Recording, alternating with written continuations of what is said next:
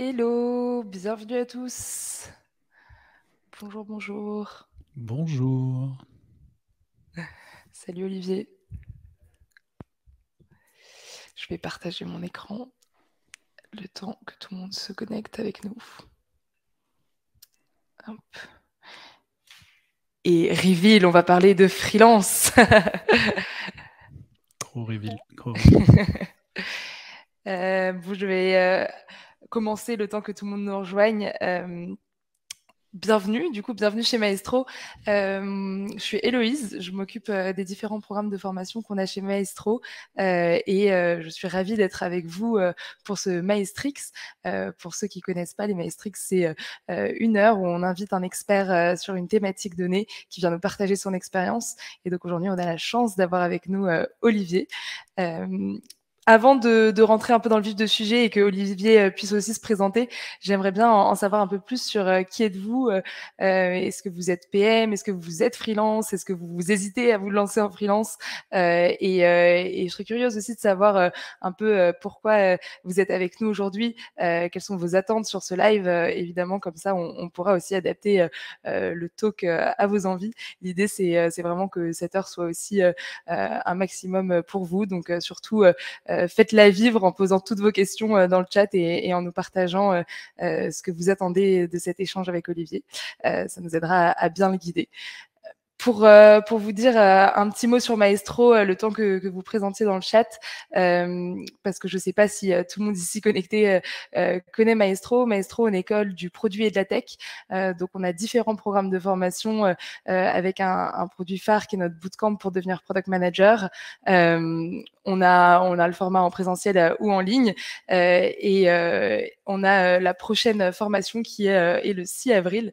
Je sais que Blandine est connectée avec nous, notre équipe, qui se fera un plaisir de répondre à toutes vos questions si vous voulez découvrir un peu plus en détail ces programmes. Donc, n'hésitez pas à prendre rendez-vous avec elle pour en discuter. J'imagine que si vous êtes avec nous aujourd'hui, c'est que vous connaissez peut-être soit notre Meetup, soit notre LinkedIn ou soit notre site internet. Mais je vous les repartage ici parce qu'on a plein d'événements qui arrivent. Notamment la semaine prochaine, on a un sur être product en remote. Donc si certains d'entre vous sont product ou cherchent une opportunité en remote, ça peut être aussi un truc qui vous intéresse. Donc suivez nos événements voilà, sur le Meetup. C'est là que toutes les infos sont transmises. Et puis on a plein de ressources aussi pour continuer à s'acculturer sur les notions produits et tech, que ce soit sur notre site ou sur notre LinkedIn. Donc, si vous voulez continuer votre apprentissage, n'hésitez pas à parcourir ces différentes ressources. Et avant de te laisser la parole, Olivier, je voulais juste faire un petit disclaimer sur pourquoi nous, en tant que Maestro, on a voulu faire ce talk. Du coup, moi, ça fait 3 ans que je suis chez Maestro et au fur et à mesure de mes échanges avec les alumni et la communauté, je me rends compte que le freelance intéresse énormément, qu'il y a plein de profils, même en reconversion, qui se disent que c'est un bon moyen de se tester avec des clients, de découvrir des univers produits et de proposer des services. Mais ça soulève pas mal de questions. Ça soulève des questions pratiques, des questions opérationnelles, des questions de syndrome de l'imposteur, de savoir-faire. Et du coup, je me suis dit que rien n'était mieux que de prendre un expert avec nous qui a été freelance, qui se connaît très bien sur ces sujets, pour en discuter et pouvoir répondre à toutes ces questions-là. Et donc, Olivier, je te laisse la parole tout de suite pour nous en dire un peu plus sur ton parcours et qu'ensuite on puisse rentrer dans le vif de l'échange. Yes. Bonjour à tous. Cool, je reconnais les noms passés, donc c'est très cool de vous voir là. Et enchanté de faire la connaissance de tous les nouveaux aussi que je connais pas. Mon parcours, bon, il est affiché, je vais passer assez vite dessus. Globalement, j'ai fait plusieurs choses, mais dans les trucs les plus notables et récentes, j'ai été, du coup, bon, je me rends compte que je vais dire juste ce qui est écrit. J'ai été product director chez Mano Mano, donc je suis arrivé chez Mano Mano juste avant la première levée de fonds massive. Donc à l'époque, il y avait moins de 100 employés. J'étais le troisième product manager et dans les 2 ans, je suis resté là-bas.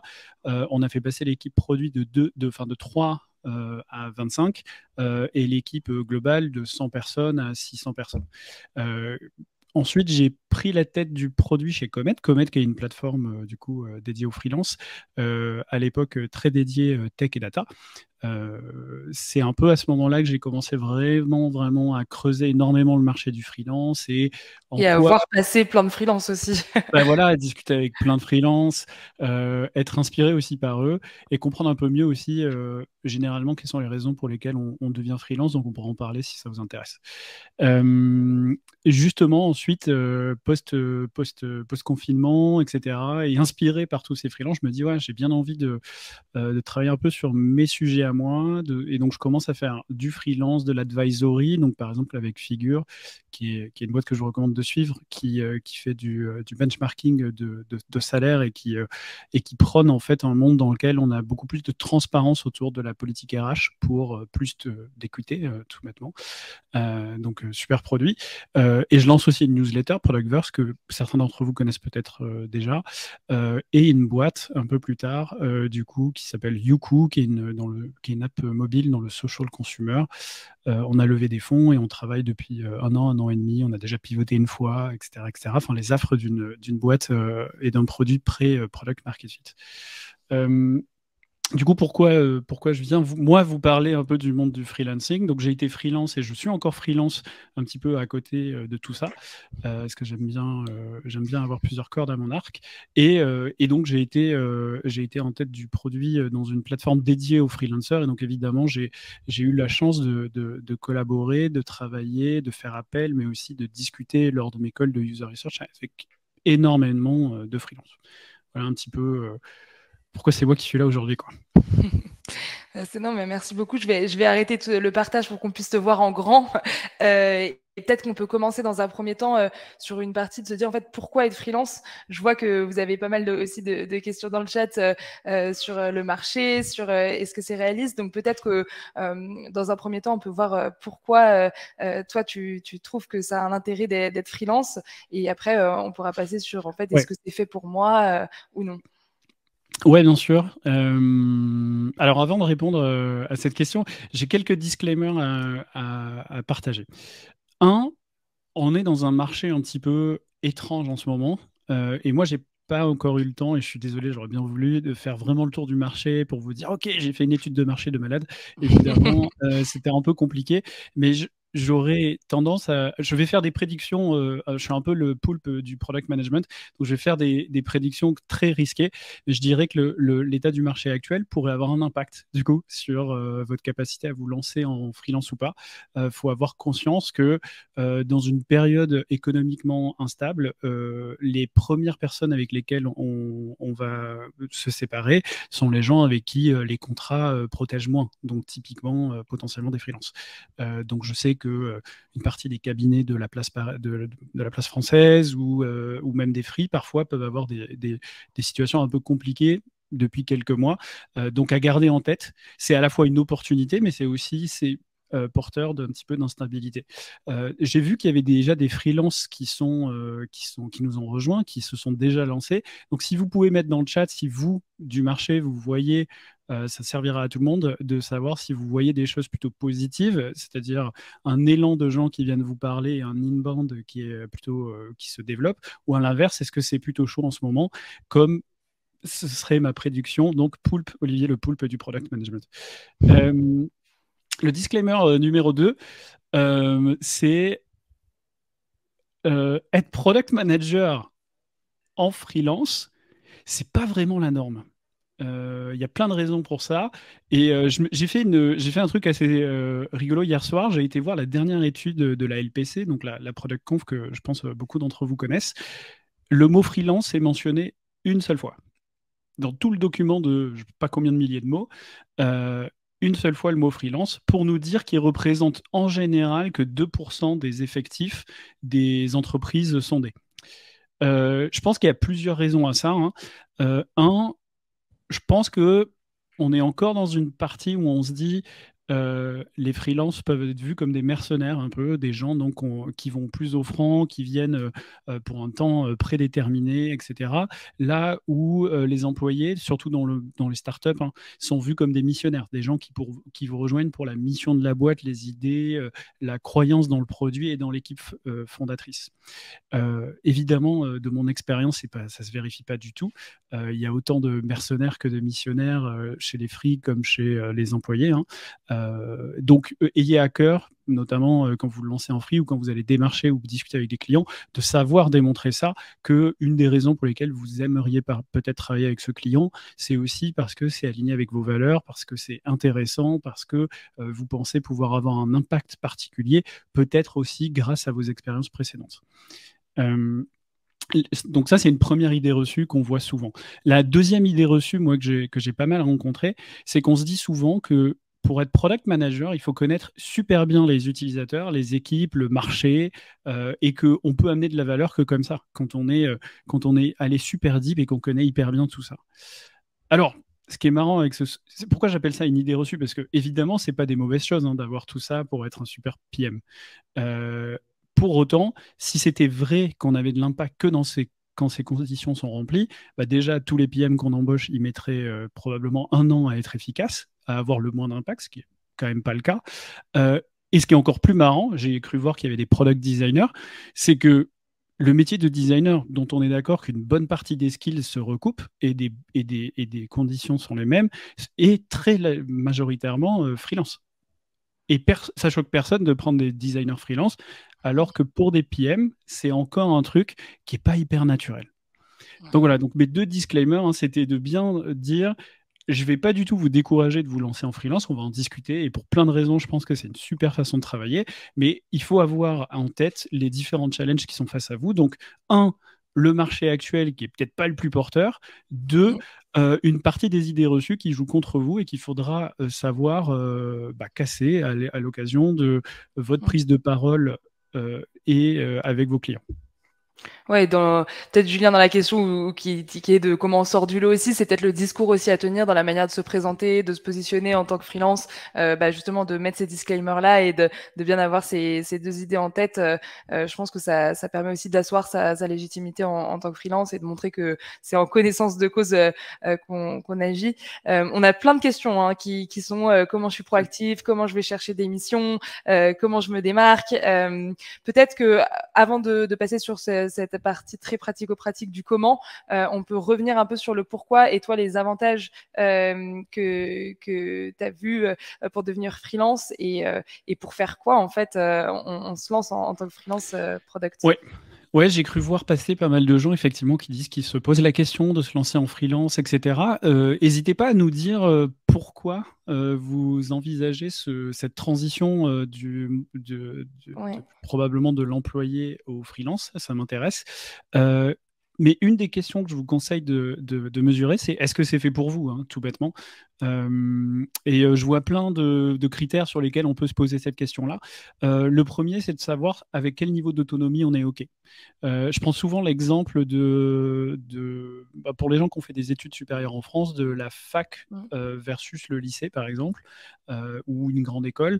Quand on va en fac, on a bien intérêt à être bien self-motivated. Je ne sais pas le dire en français. Je suis désolé, je vais faire beaucoup d'anglicisme.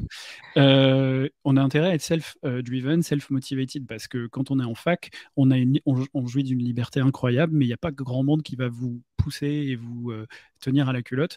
Donc, potentiellement, si on est nul avec ce niveau d'autonomie, on peut se retrouver dans une situation où on perd de la motivation et on ne sait pas trop quoi faire de cette liberté. Et passer freelance, c'est un peu le même délire. D'ailleurs, une partie des questions là sont autour de mais comment je trouve mes clients, comment je fais face en fait à l'adversité et à tous les trucs un peu chiants du métier de freelance qui sont il faut que tu deviennes un commercial, il faut que tu sois à l'aise avec un petit peu d'administratif, etc., etc. Donc, la première question à se poser, c'est est-ce qu'on sait gérer ce niveau d'autonomie? Est-ce qu'on est OK avec? Et si on ne l'est pas, eh ben, il y a toujours des solutions pour être freelance. Donc, j'ai vu passer le mot de NS, il y a des collectifs, il y a des plateformes, il y a des intermédiaires qui peuvent vous aider à vous protéger un petit peu d'une partie de ces problématiques-là, mais gardez en tête que cette qualité de self-motivation est hyper importante. Dans les choses qu'il va falloir faire, il va falloir savoir se vendre. On va discuter tout à l'heure, si vous voulez, un peu de moi, mes trucs et astuces, les trucs que je trouve intéressants là-dessus, mais il faut être à l'aise avec l'exercice. Donc déjà, quand on pense à un entretien d'embauche, c'est pas hyper simple de savoir raconter avec brio son parcours, quel impact on a eu, savoir mettre en avant ce qu'on sait faire et pourquoi on est trop fort, et comment on se démarque du lot. J'ai vu passer la question aussi.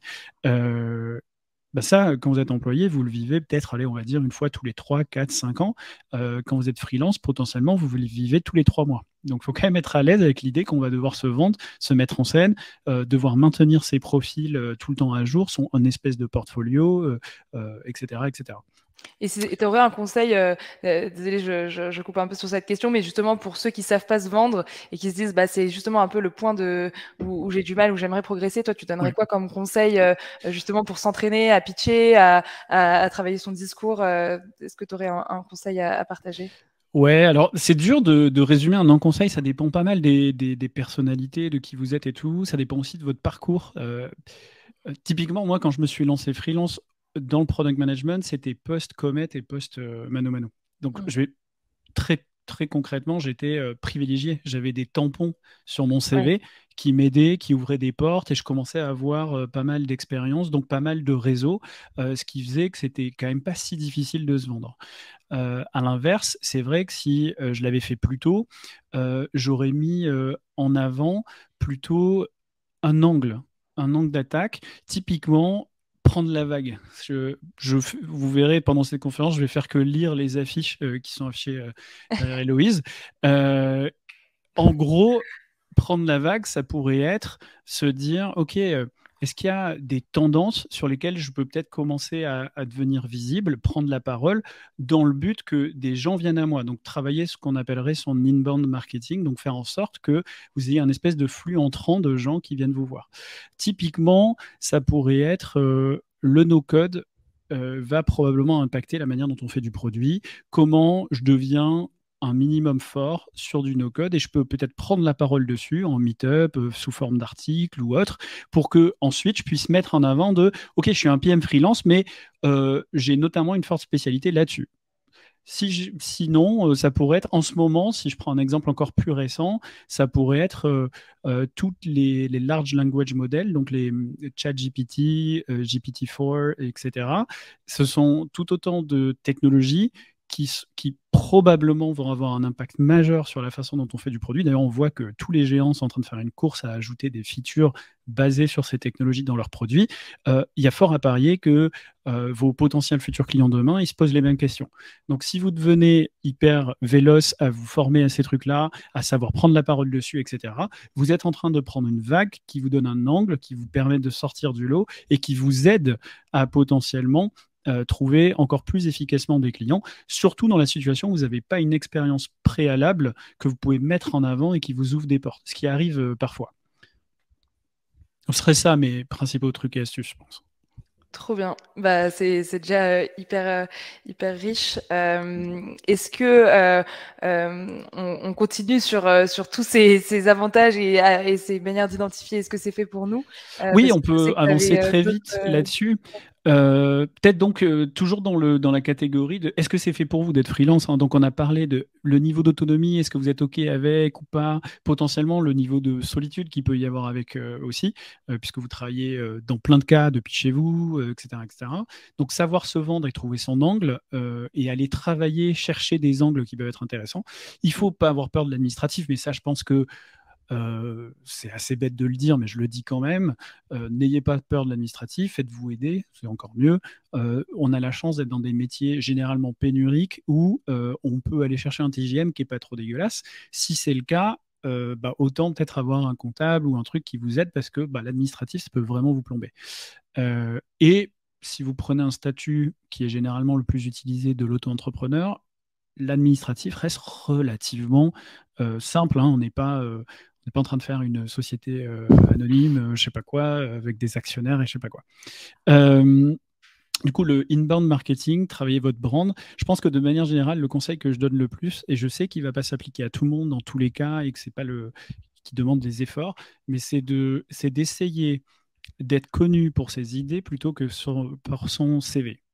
Donc plus vous prendrez la parole, plus vous ferez en sorte de travailler l'angle dont je parlais il y a deux minutes, plus vous aurez un inbound marketing de qualité qui vous permet d'avoir un peu tout le temps un flux de clients potentiellement intéressant qui va s'aligner avec ce que vous avez envie de faire.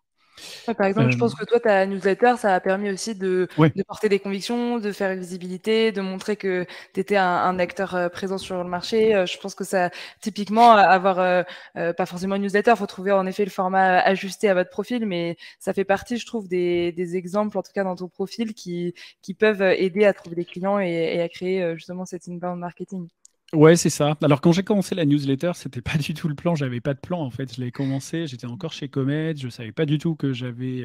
C'était au tout début du confinement. En fait, j'avais beaucoup de temps et des trucs à faire. Mais effectivement, la raison pour laquelle je commence la newsletter, c'est j'ai du temps. Je me dis moi, je suis quelqu'un qui a une pensée holistique. Je suis obligé de beaucoup lire pour ensuite ranger ma chambre et être capable d'avoir de l'impact.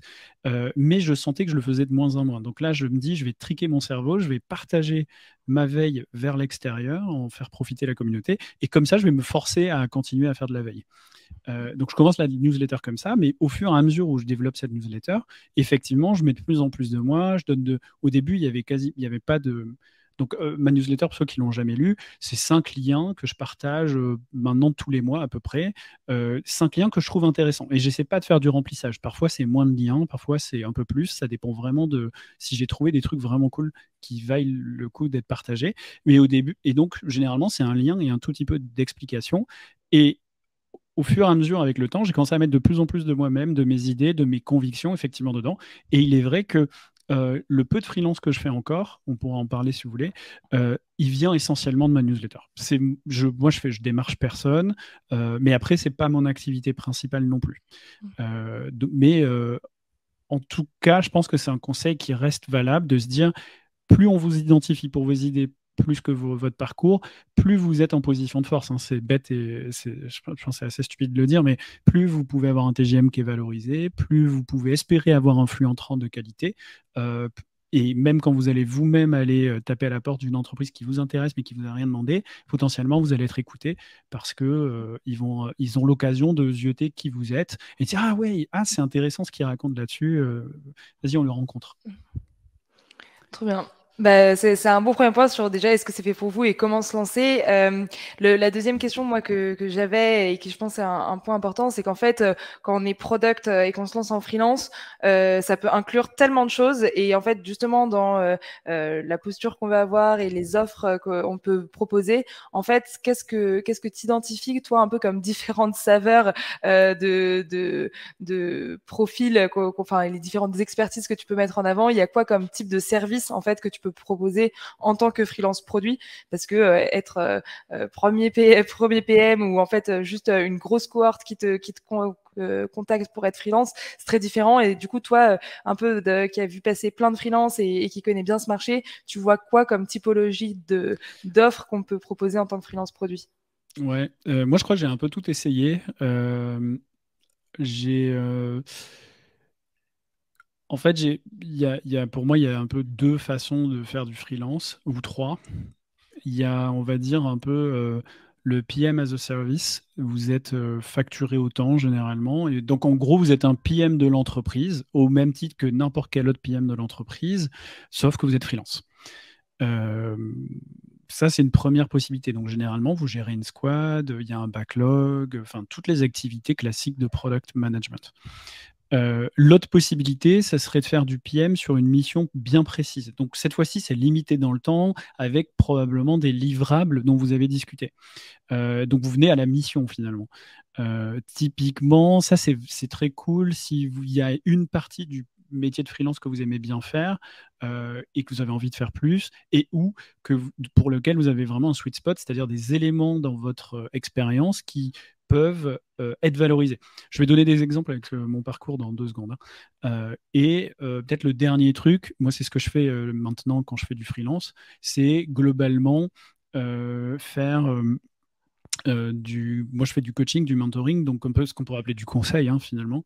Donc je viens non pas pour faire un livrable précis, mais plus pour accompagner des gens. Donc généralement, moi, c'est des Head of Product, VP Product, etc., etc., sur des sujets précis. Donc ça, c'est un peu les 3 types de freelance qu'on pourrait voir. Donc moi, j'ai testé les 3. J'ai testé pour vous. Je vais vous en dire plus. Donc ouais, le PM as a service, donc vraiment, je prends en charge une squad, etc. Je pense que c'est la forme de freelance product management que vous allez plus retrouver. Chez Comet, quand j'avais fait mes personnages, j'appelais ça un employee, un empowered employee. Pourquoi? Parce qu'en fait, je disais, c'est un freelance qui se comporte généralement comme un employé. Il a généralement un seul client à un instant T pour une durée plus ou moins longue, 3 mois, 6 mois, 9 mois. Mais je l'appelais empowered parce que quand on est freelance, on a cette chance de pouvoir choisir avec qui on bosse, de pouvoir se poser des questions et de pouvoir se poser ces questions-là plus souvent que quand on est employé. Puisque, encore une fois, quand on est employé, généralement, le temps moyen qu'on reste dans une boîte, c'est 2, 3, 5, parfois même 10 ans. Là où freelance, c'est souvent plus court, donc on a cette chance de se poser des questions plus souvent. Quand vous êtes cet employé, finalement, mais externe, donc vous allez gérer une squad, et là, finalement, le type d'entreprise que vous allez pouvoir rejoindre, moi ce que j'ai pu voir, c'est soit des entreprises qui cherchent leur premier PM, mais si elles font appel à un PM freelance, c'est elles sont pas encore sûres du budget, ou 2, elles sont pas encore sûres de la fonction. Donc du coup, non, et 3, il y a besoin d'aller vite. Donc en fait, recruter se prend des plombes, trouver un freelance à peu près bien câblé, peut-être potentiellement ça va un peu plus vite. Donc vous êtes le premier PM, vous rejoignez, et là du coup, votre enjeu c'est de très très vite comprendre le contexte de l'entreprise et d'essayer à la fois de faire en sorte que le produit soit bon, mais aussi de prouver à cette équipe fondatrice qui fait appel à vous que cette fonction est utile. Vous devenez le premier représentant, hein, du product management dans la boîte. Et dans une entreprise qui recrute son premier PM, généralement, c'est les fondateurs qui font le office de product manager, si on veut, au départ. L'autre possibilité, quand on est PM as a service, c'est généralement de gérer une squad parmi les autres. Et donc là, on est typiquement dans des boîtes qui sont généralement en croissance et qui ont besoin de lancer un produit, mais dont on sait que le travail de développement va être limité dans le temps. Et donc là, on peut faire appel à de l'externe. Par exemple, chez Mano Mano, je pense qu'à un moment, 50% de notre équipe produit, c'était des externes. Il y avait quelques free, il y avait essentiellement des cabinets, Tiga, Weevoo, ce genre de personnes, mais il y avait quelques free. Généralement, ça se passait bien. Il y avait toujours un moment où il y avait une chance que la personne on lui propose de prendre un poste directement, ou alors après 6-9 mois, le temps que ce produit soit lancé et qu'on ait recruté quelqu'un, on arrêtait avec le freelance. Et donc là, on est dans une espèce d'intérim finalement.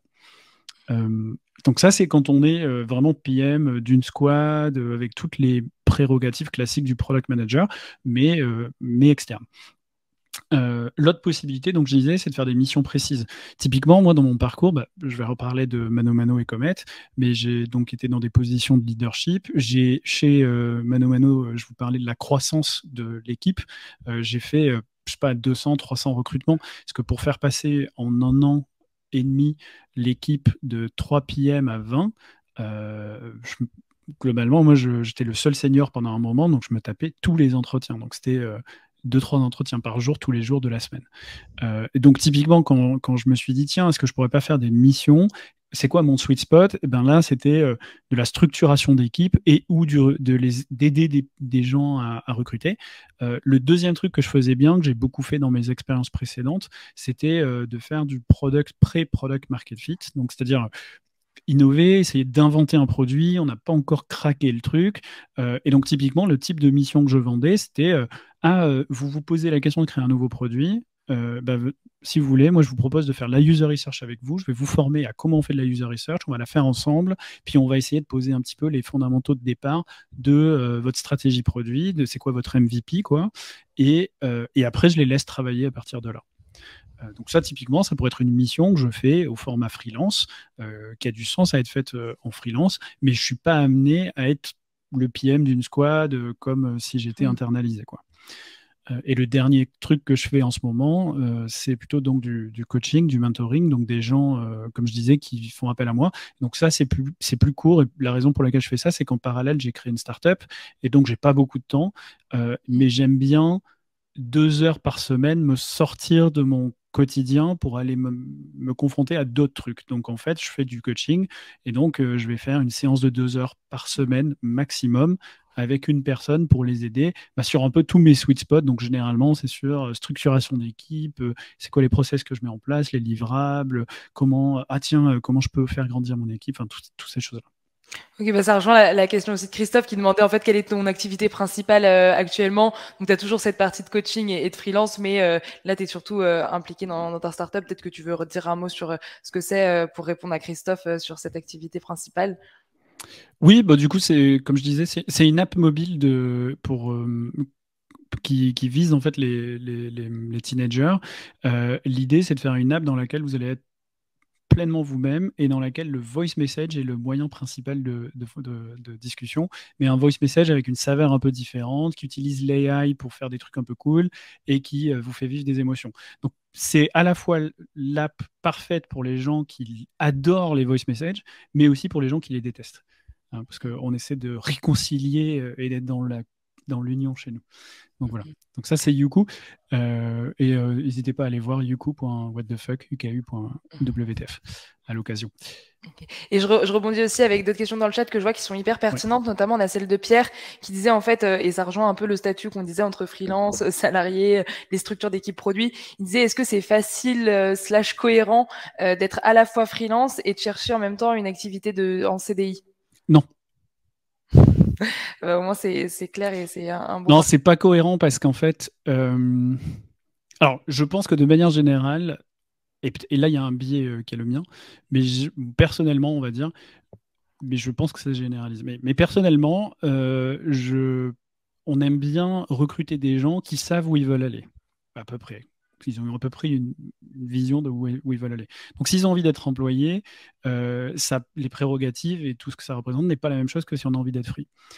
Typiquement, pourquoi vous seriez free? Moi, la plupart des cas que j'ai rencontrés, c'est soit des gens qui veulent vivre mieux, avoir un peu plus de contrôle et aménager un peu mieux leur équilibre vie perso et vie pro. C'est soit des gens qui veulent gagner plus, parce que si vous débrouillez bien, il y a moyen de valoriser mieux vos expertises, mais gardez en tête que vous pouvez peut-être vendre mieux, avoir un TGM. On parlera de TGM, j'ai vu aussi qu'il y avait des questions. J'ai essayé de regarder 2-3 infos là-dessus. Il faut garder en tête qu'il y a du risque quand on est free. Donc oui, on facture un peu plus, mais il y a des moments, si on prend des vacances, on se paie pas. Si il y a un trou et on n'a pas de mission, je sais qu'il y a des gens qui ont mentionné être dans ce cas, on se paie pas, etc. etc. Et une des raisons aussi, généralement, que je vois, c'est des gens qui veulent apprendre plus, qui veulent s'aligner et qui veulent être sûrs qu'ils vont changer plus souvent de mission, d'équipe et de méthode, mais tout le temps en ayant eux le choix de avec qui ils partent et avec qui ils bossent. Donc ça, c'est souvent les raisons pour lesquelles on se lance en free. Et donc, si vous faites une recherche à la fois de free et de... En fait, si vous dites, ouais, moi je prends tout ce qui passe, ce qu'on va entendre, c'est je prends n'importe quoi.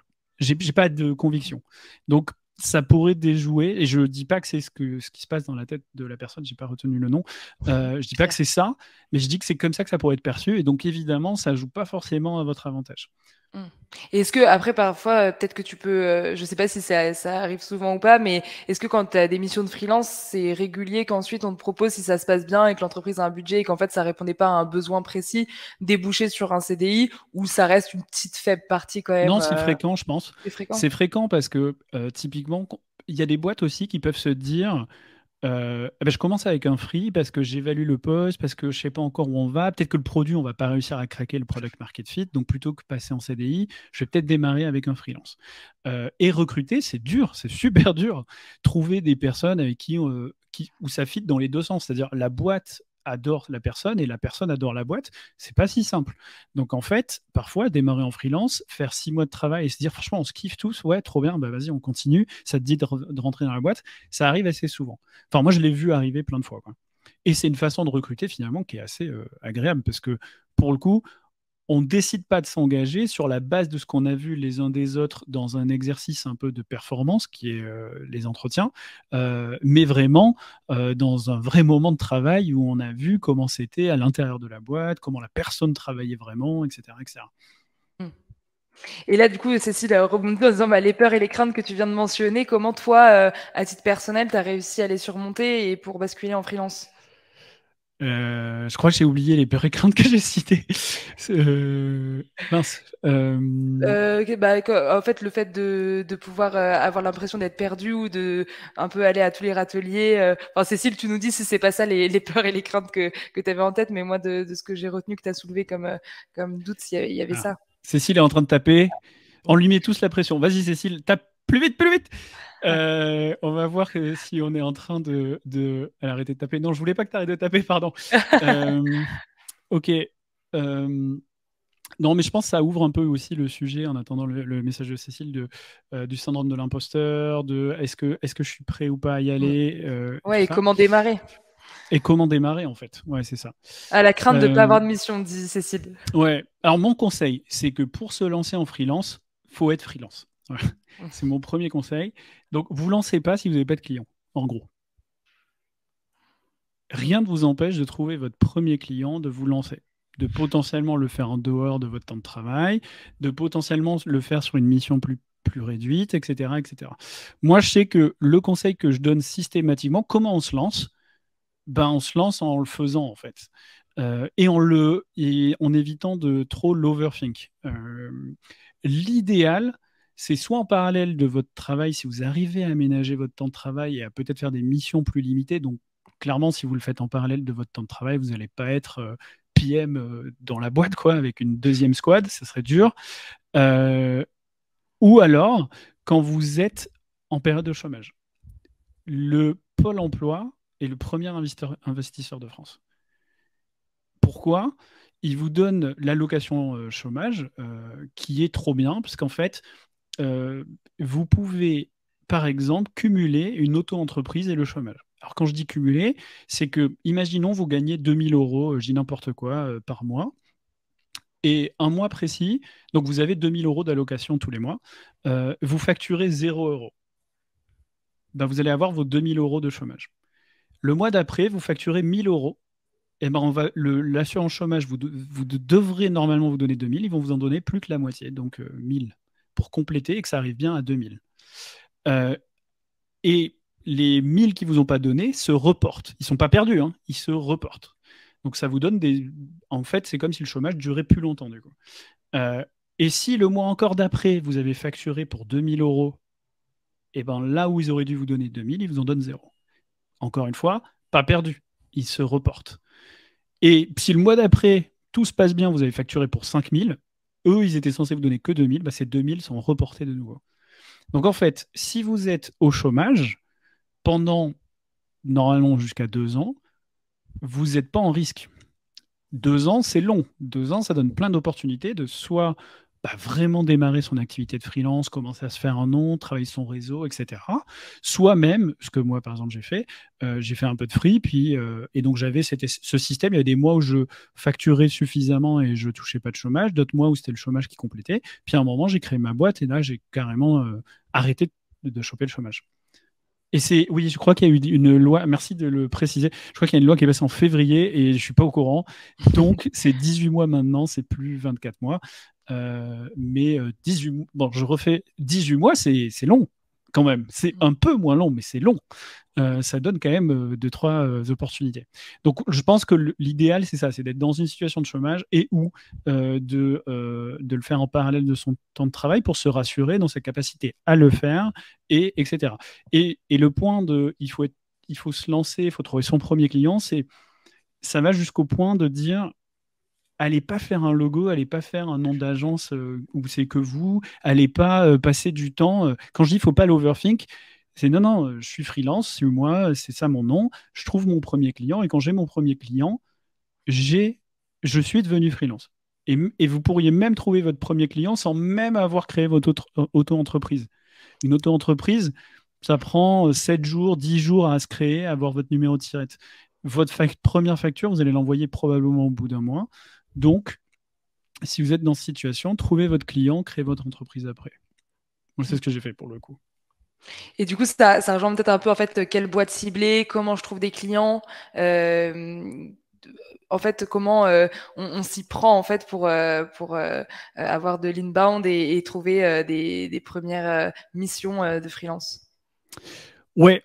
Bah, comme je vous disais, l'idéal c'est qu'on vous connaisse pour vos idées, donc prenez la parole, je pense. En vrai, déjà, c'est pas mal. Ça peut être publiquement, comme je le fais là, ça peut être des meet-up, des articles, je sais pas moi, des vidéos YouTube, des newsletters, ce que vous voulez en fait. Prenez la parole. Ça peut aussi, et je sais que tout le monde n'est pas à l'aise à prendre la parole en public, donc ça peut aussi être en privé. Rencontrer plein de PM. Je pense qu'on est dans un domaine où c'est quand même relativement facile d'aller parler avec ses pairs. Typiquement, ça peut être, euh, je crois que c'était Marion Darnay hier de Pachamama ou avant-hier qui a fait un post sur ce sujet du networking. N'hésitez pas à aller le lire, Marion Darnay, très cool. Elle partage plein de trucs qui ont plein de valeurs. Et elle disait, ben voilà, peut-être qu'au début, vous allez essayer de cibler un PM d'une entreprise avec des problématiques similaires. Vous allez lui poser une question.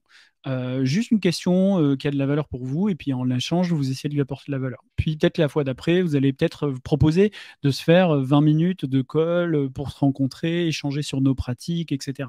Et peut-être qu'après, vous allez proposer un café, un déj, etc. En gros, n'hésitez pas à créer votre network, à prendre. Et donc, quand je dis de prendre la parole en privé, c'est vous allez pouvoir vous faire connaître pour vos idées, mais plus dans des échanges plus intimistes. Et plus vous allez rencontrer de gens, plus il y aura de gens qui penseront à vous, que votre nom circulera, etc., etc.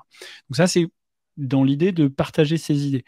L'autre possibilité, c'est aussi de rejoindre une communauté pour partager ses idées, donc d'être dans le Slack de French Produit, à la LPC, La communauté dans Maestro. les événements Maestro, exactement.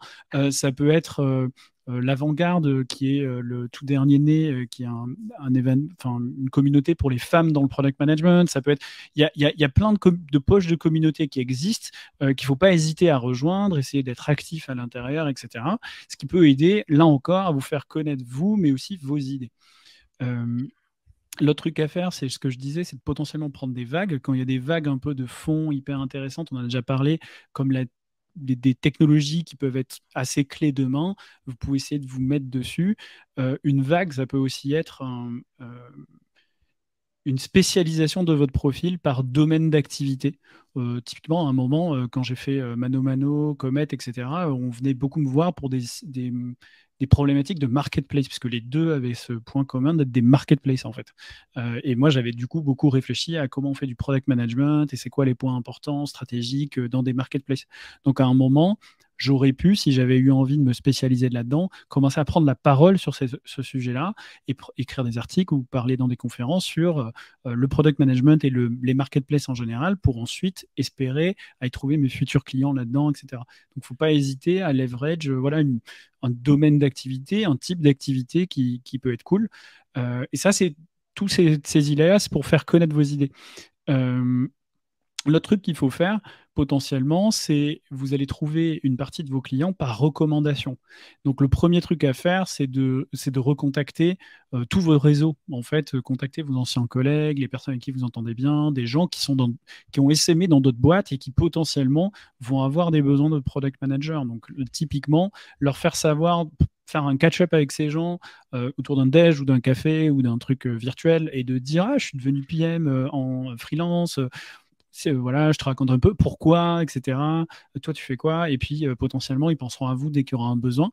Vous pouvez aussi être recommandé et profiter, notamment plus on est jeune, moins on a d'expérience, moins on a de inbound marketing efficace, plus c'est intéressant d'utiliser, on va dire, d'essayer de tirer le parti de l'image d'autres personnes ou d'autres organisations. Typiquement, faire appel à des agents. Je pense aux gens de Stellar qui font Product Inbox et Clé de voûte. Je pense à Pachamama, je pense à des boîtes comme Blue Maze ou Productree qui sont un peu comme des agents de product manager en général, mais freelance en partie.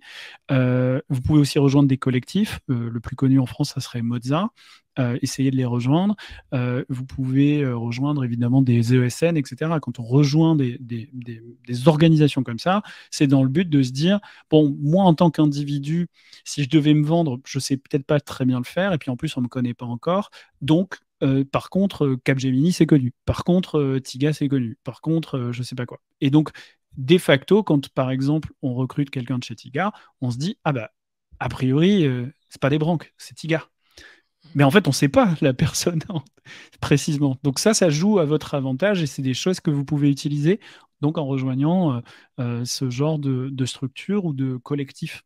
Et le non qualifié, pour encore une fois travailler l'inbound, ça serait potentiellement de mettre à jour tous vos profils, d'être sur toutes les plateformes qui vont bien, Crème de la Crème, Comet, Malte, tous ces gens-là.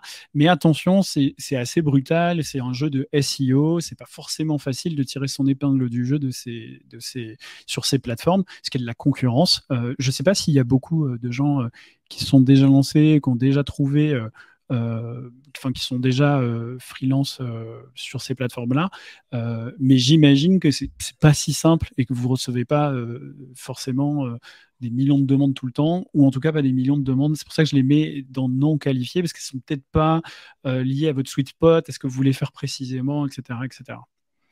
Dans tous les cas, si vous arrivez à bâtir un inbound, donc soit par votre prise de parole, votre réseau, des structures ou des plateformes que vous rejoignez, pensez bien avoir une espèce de grille de décision qui vous aide à savoir si c'est des endroits où vous avez envie de travailler. Puisque généralement, vous passez d'employé à freelance pour vous réaligner, pour avoir un peu plus la maîtrise.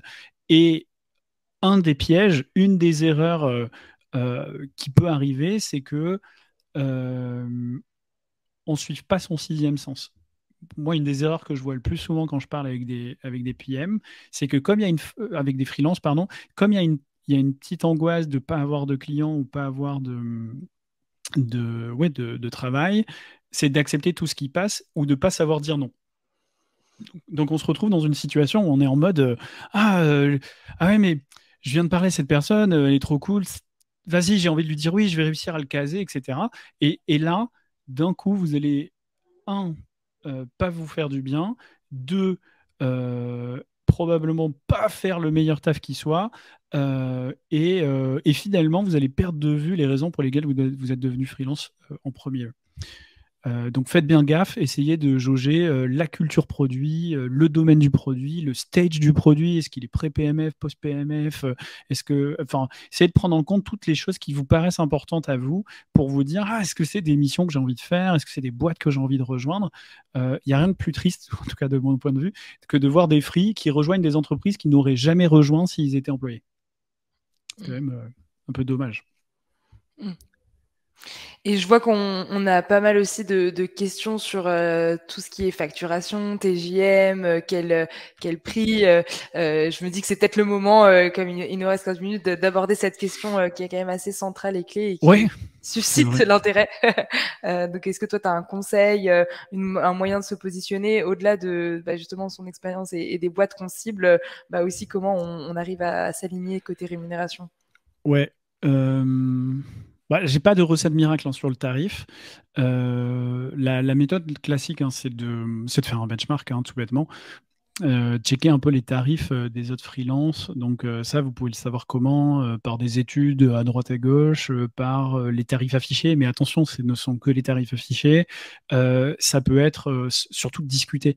Donc parler, par exemple, si vous prenez contact avec votre réseau et qu'ils font appel à des cabinets de consultants, ça peut vous donner une idée. Combien les payent ces externes-là? S'ils font appel à des freelances, combien ils les payent? Si vous prenez contact avec des freelances, puisque je suis très sûr que plein de freelances seraient OK de discuter de temps à autre, dans la mesure où ils ont du temps, de savoir combien vous facturez, etc. Donc faites un benchmark, tout bêtement.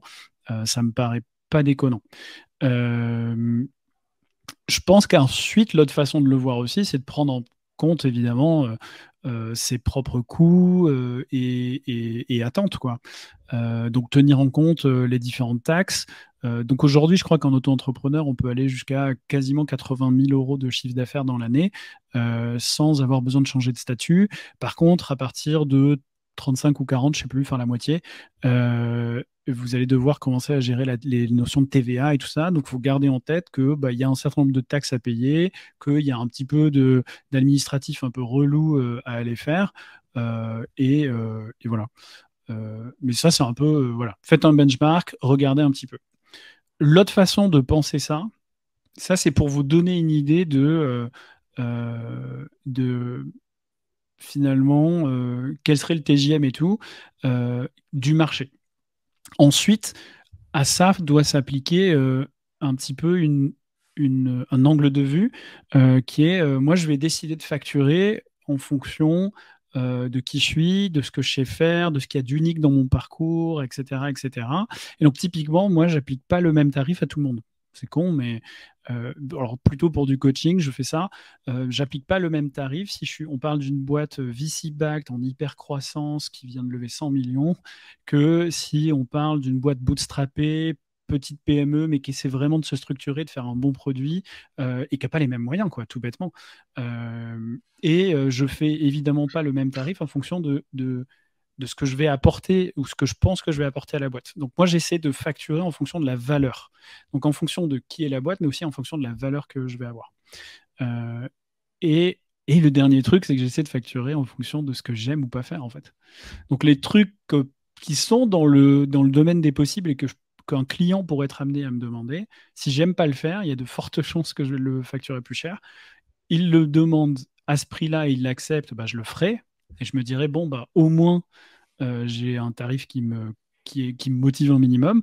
À l'inverse, les trucs que j'adore faire, etc., potentiellement, je vais les mettre un peu moins cher, modulo les autres critères dont j'ai parlé. Donc, ouais. Et j'imagine que ça dépend aussi en fait de son niveau d'expérience et du coup de à quel moment dans sa carrière son statut de freelance arrive et du coup le bagage qu'on a à proposer et ça rejoint peut-être une question que j'avais moi qui était de se dire en fait à quel moment toi d'une carrière tu conseilles de se lancer en freelance. Est-ce que il y a enfin je sais pas s'il y a une règle ou une normalité sur ça, mais quand est-ce qu'en fait on commence à être freelance et quand est-ce qu'on se sent parce que entre jauger le syndrome de l'imposteur et le niveau d'expérience aussi qu'on a déjà eu, comment on trouve le juste milieu entre ces deux points-là? Ouais, c'est une bonne question. Je pense que ça dépend de ce que l'entreprise recherche. Les entreprises qui cherchent à aller vite et à gagner du temps, potentiellement, elles pourraient être intéressées par des freelances qui sont en début de carrière. Mais généralement, on fait aussi appel à des freelances. Une des raisons, c'est pour se dire, en fait, on a besoin d'une expertise précise qu'on n'a pas en interne, d'où l'intérêt d'avoir une coloration sur votre profil. Bien, on va chercher quelqu'un, quitte à ce qu'ils soient un petit peu chers, hein, mais on va chercher quelqu'un à l'extérieur qui va nous faire gagner du temps sur une partie. Et donc là, ça devient intéressant d'avoir un peu d'expérience. Puisque votre expertise précédente, un savoir-faire précis, un contexte précis peut devenir, ou un domaine d'activité précis. Je parlais des marketplaces ou de l'e-commerce par exemple. J'ai fait 3 boîtes d'e-commerce, puis ensuite je suis devenu freelance. Vous pouvez très probablement trouver assez facilement des missions free pour des boîtes d'e-commerce. Donc savoir valoriser une expertise précédente, c'est quand même un des trucs qui peut vous aider à justifier votre tarif et à vous lancer, évidemment. Après, je suis pas en train de dire qu'il n'y a aucune entreprise qui cherche, qui serait OK avec des freelances qui seraient en début de carrière, mais il faut du coup savoir aller cibler des entreprises qui sont plutôt dans une question de tous les produits sur lesquels elles ont besoin de freelance ne sont pas aussi stratégiques les uns que les autres. Donc, il y a probablement des produits sur lesquels elles peuvent faire le pari de quelqu'un avec moins d'expérience parce au profit d'aller vite. Et donc, typiquement, quand vous avez un tarif, et on va montrer une slide où j'ai essayé de Ouais. compiler quelques données, juste pour vous donner un ordre de grandeur. Tu veux que je partage mon Vous allez être écran? dans une situation où vous devez justifier votre tarif. Donc, encore une fois, vous pouvez le justifier par une expertise précise, une coloration, par une rapidité d'intervention, qui a souvent de la valeur, ou un engagement et un risque limité, puisque faire appel à des free, on rentre pas tout de suite dans une dynamique de je suis en CDI, c'est galère à arrêter, ça prend du temps, etc. Vous êtes potentiellement, vous pouvez faire des tarifs sans engagement, le mois on se décide ou pas si on continue, etc., etc. Donc généralement, moi, les trucs que je mets en avant quand je fais du free, c'est un savoir-faire particulier, une rapidité d'intervention et un engagement risque très limité pour la boîte qui peuvent justifier un tel ou tel tarif.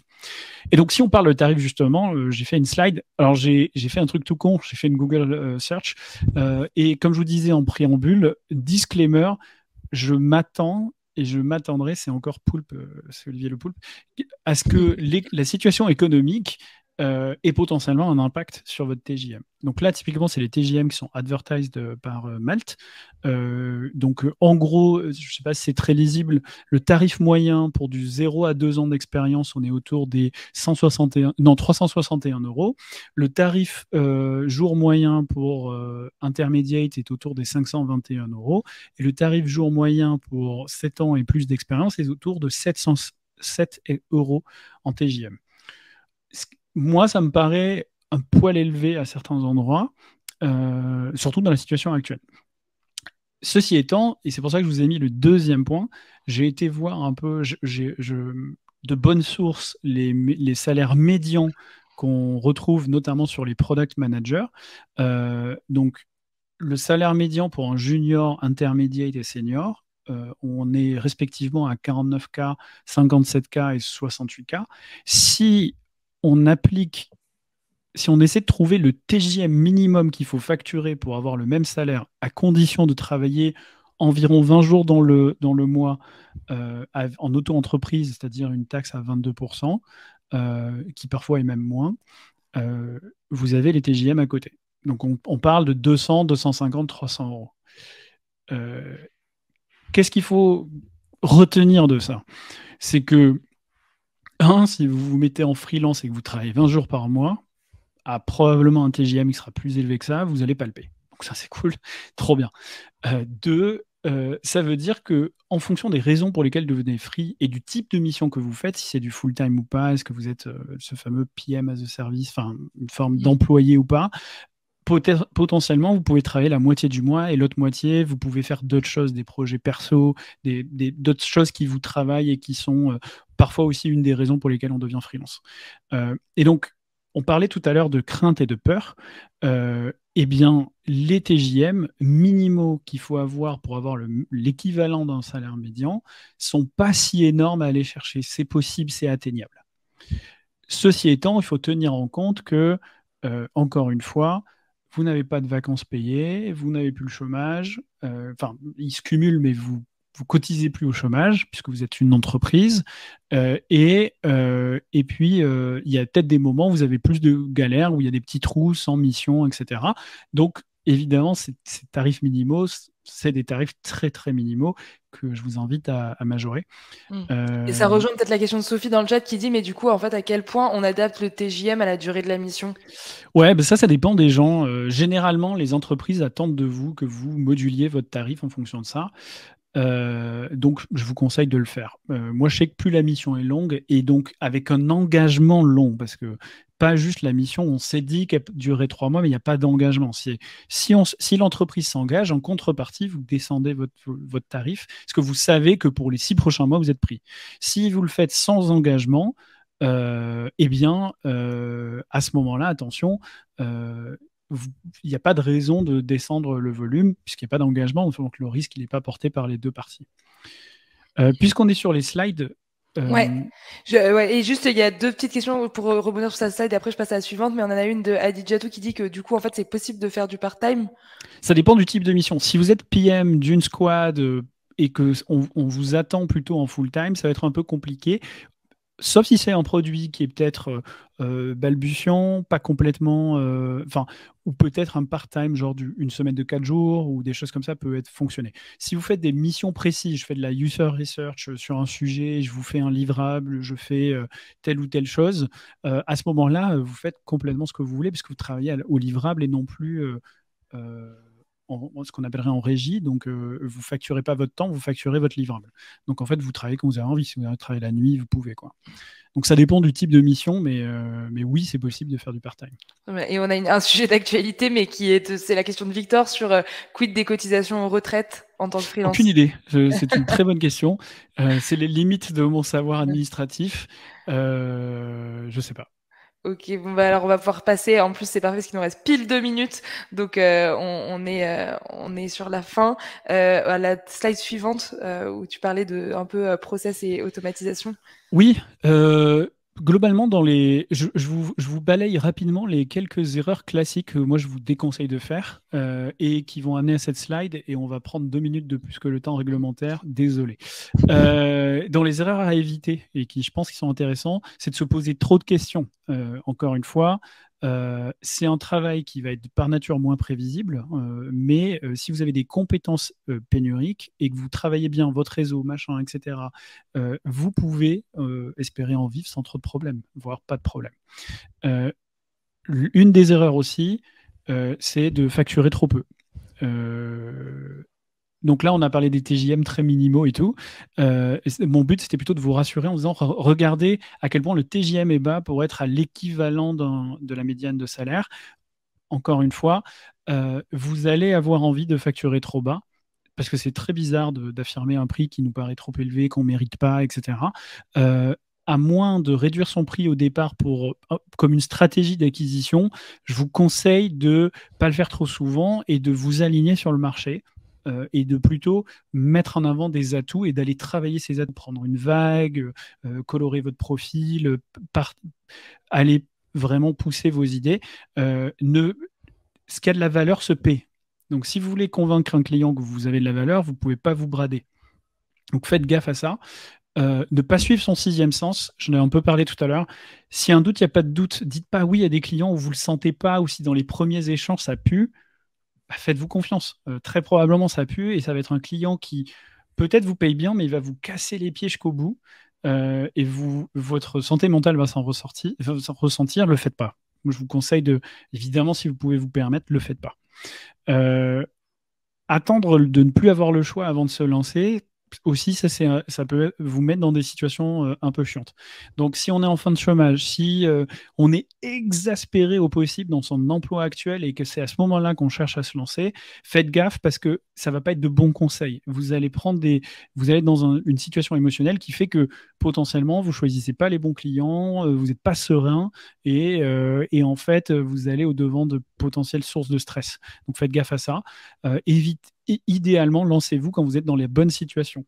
Vous n'êtes pas exaspéré par votre job, mais vous avez quand même envie de tenter l'aventure, ou vous êtes en début de chômage et vous avez 18 mois, comme on a dit tout à l'heure, pour voir devant vous. Ne pas automatiser ce qui peut l'être. Là aussi, ça serait une erreur, et on va en parler dans 2 secondes. Et ne pas s'aménager de temps off. C'est très facile de tomber dans le piège de tout le temps prendre des nouveaux clients, tout le temps travailler, au point où votre vie et votre équilibre est moins bon qu'avant. Donc faites gaffe à ça. Rappelez-vous pourquoi vous avez choisi ce travail.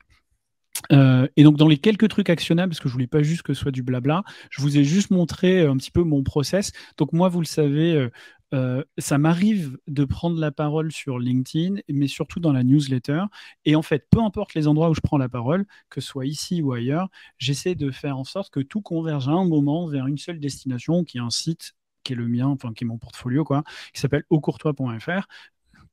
C'est bien nommé. Et ce truc-là, c'est un peu la synthèse de ce que je fais. Donc, c'est là où on peut voir un peu toutes les fois où j'ai pris la parole. Donc, toutes les conférences, les replays, les machins comme ça.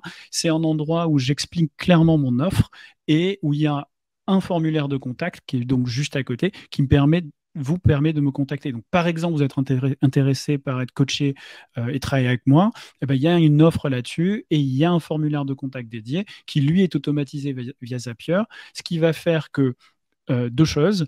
Un, je vais avoir un espèce de mini CRM. Alors là, vous ne le voyez pas, mais la colonne la plus remplie tout à droite, c'est pas l'émission que j'ai terminée, c'est l'émission que j'ai refusée. Quand je vous disais Ah ouais, que savoir dire non, c'est la savoir première dire qualité non, du PM. s'aligner, savoir pourquoi on le fait en fait, Ouais. et de se dire ah non non. Alors la colonne juste à côté, c'est l'émission que j'ai faite, donc il y a quand même, il y a quand même des trucs, mais il y a quand même pas mal de trucs où j'ai dit non, c'est pas pour moi, pour plein de raisons. J'avais pas le temps, c'était pas mon truc, etc., etc. Mais tout ça donc c'est automatisé. Et ce qui est intéressant, c'est que ça me fait un mini euh, Kanban, donc de CRM, et chacune de ces fiches correspondant à un client est initiée avec un espace de travail qui, si on décide de travailler ensemble, je vais partager et ça va être l'endroit où on commence à travailler ensemble. Donc, si on avance sur le slide d'après, ce qui se passe, c'est que donc moi, je vais être notifié qu'un client m'a contacté. Et le client lui-même, évidemment, va être notifié dans un email vous avez pris contact, c'est trop cool, blablabla, rappel de ce que vous m'avez dit, je sais pas quoi. Et j'essaie de set les expectations. Donc j'essaie de dire à quelle vitesse je vais répondre, etc., etc. Et j'essaie d'être hyper responsive. Et là, j'ai flouté plein de trucs parce que c'est un vrai email d'un client dans lequel une des phrases que vous ne verriez peut-être pas, je ne sais pas si à votre on le voit, mais il mentionne ma newsletter.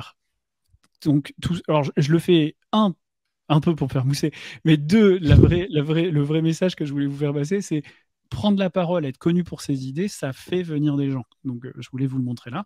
Et donc, le dernier truc, c'est moi, j'ai un espace de travail dans Notion qui est automatiquement créé pour chacun de ses clients. Et si on décide de travailler ensemble, j'ai juste à les ajouter dedans comme un membre. Et donc, l'espace de travail, l'image que vous voyez, il y a une FAQ avec toutes les questions fréquentes, comment je travaille, comment on peut me contacter, etc. Donc, vous voyez que la partie me contacter est d'ailleurs sur la page d'accueil de cet espace de travail avec mon email, mon numéro et un Calendly pour prendre des rendez-vous, ce qui est encore mieux, parce que ça respecte mon temps et j'adore ça. Donc, il y a une FAQ, il y a un espace financier, il y a tous les contrats qui sont précétés dedans, etc. Tout ça est templétisé, j'ai rien à faire quasiment quand on décide de travailler. Ça, c'est inspiré par un pack Notion que j'avais acheté d'un gars qui est super fort, qui s'appelle Super Creative. Mais en gros, je vous dis pas qu'il faut absolument que vous preniez ça. Ce que je vous dis, c'est essayer de regarder au fur et à mesure que vous commencez à avoir une méthode de travail et que vous commencez à avoir des clients, à ne surtout pas faire avant d'avoir votre premier client. Tout ce que je viens de vous montrer là, ce serait une perte de temps. Mais quand vous avez un client, deux clients, trois clients, vous mesurez là où vous avez mal et vous automatisez à donf. Comme ça, vous passez du temps là où c'est utile et vous gardez l'équilibre que vous essayez d'aller chercher et vous vous réalignez. C'est passionnant, franchement, c'est incroyable. Je vais te traquenarder en prof no code. J'arrête le partage parce que il est quand même temps de conclure. Oui, On a désolé. un petit peu et comment on dit, on s'est épanché, mais c'était tellement riche que ça valait vraiment le coup. Merci beaucoup, beaucoup Olivier. Peut-être que dans le chat, vous pouvez dire de 1 à 5, 1, ça vous a pas du tout servi, vous avez perdu votre temps. À 5, Olivier était trop cool, c'était génial. Ce que vous avez pensé de ce talk. Ah bah plein de 5, incroyable, 10 même. Génial. Mais en tout cas, merci beaucoup Olivier. C'était vraiment très très très riche avec plein de conseils, plein d'astuces. Et évidemment, je vous souhaite à tous une très bonne journée. Si vous voulez développer votre réseau, prendre la parole sur un sujet, évidemment, la communauté Maestro est là pour ça. Donc, n'hésitez pas soit à revenir à nos events, soit Blandine qui vous a donné ses contacts au début de l'événement pour échanger plus amplement sur les formations et sur les programmes pour rencontrer du monde. Voilà, vous n'hésitez pas, on sera là et du coup, je vous souhaite à tous une très très bonne journée et je te remercie encore grandement, Olivier. Merci à vous pour la qualité des événements. Merci à tout le monde pour les questions et c'était très cool de vous parler. Désolé pour le retard. Bonne app.